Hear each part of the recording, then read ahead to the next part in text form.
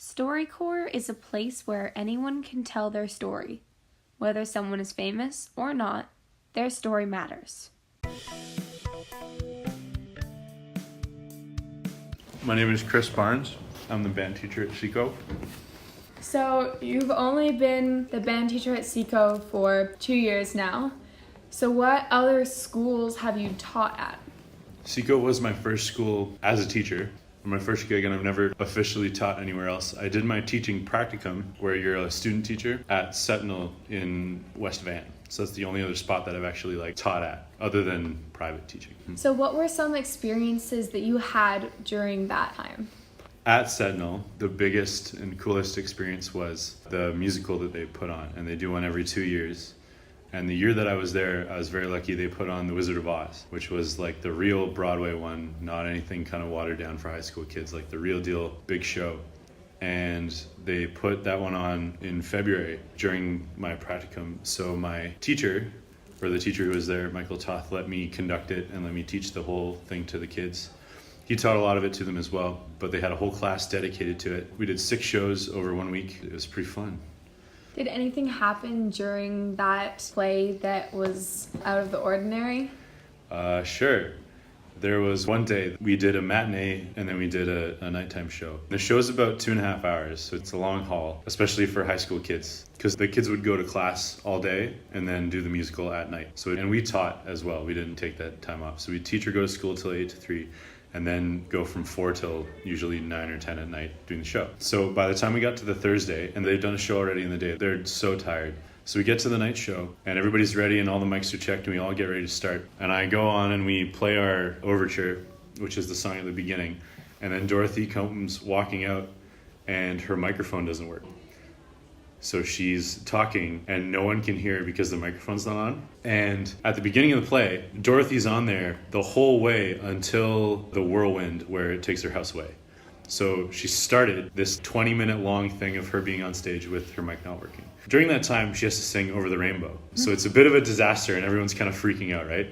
And I'm on stage. The band is at the back of the stage and everything's happening in front. So I can't really go over and do anything.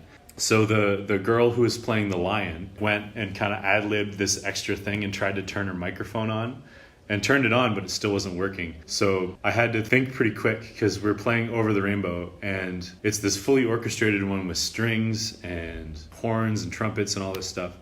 And obviously no one's going to hear her if we play all that. And she's singing without a microphone. So at that point in the show, Dorothy's house is in front of me. So no one in the audience can see me because the house is blocking me off. So I start miming at everyone to not play Over the Rainbow and just our piano player play it. I had the reduced score that's just for piano players so a piano player can go through the whole thing without the group. I whipped that out and I'm flipping through it and I put it on her stand and she was really, really good and she played through the whole thing and it was just piano and vocals and she was belting it. That was probably the sketchiest and most stressful thing that happened that day. And then they took her off and then they switched her microphone and it was totally fine after that. But that was very heat of the moment, we need to fix this right now issue. It was incredibly stressful. I felt like my stomach was kind of doing flips. And I could tell that because I was getting freaked out, the kids were getting freaked out and that freaked me out more. So it was kind of just a continuous circle of me getting more and more stressed out. But after she came back on with her microphone working, almost everyone in the band, you could see them go oh, thank God, and just all of it went away. But during that 20-minute chunk of time, I was kind of losing my mind. Yeah. What kind of feelings did you have when you discovered the way of fixing the problem? You figured out to play the piano.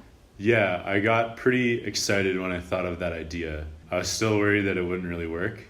And I think it worked as best as it could have with her microphone being broken. So I was very, very happy that I figured that out. But I was pretty stressed the whole time until her microphone actually came back on. So did you learn a lesson from this experience that you've carried on with you through your teaching years? I've been very careful to check absolutely every piece of electronic equipment before we start anything, especially microphones. So in our last show, we had the main cast, including Dorothy, do the please take your seats and turn off your cell phones with her microphone to make 100% sure that it actually worked. I'm gonna definitely carry that through because for every show we have, I definitely test all the microphones and the amps and stuff and make sure everything works beforehand, because even in the first year here, I had a few little hiccups, but I think I have learned a lesson.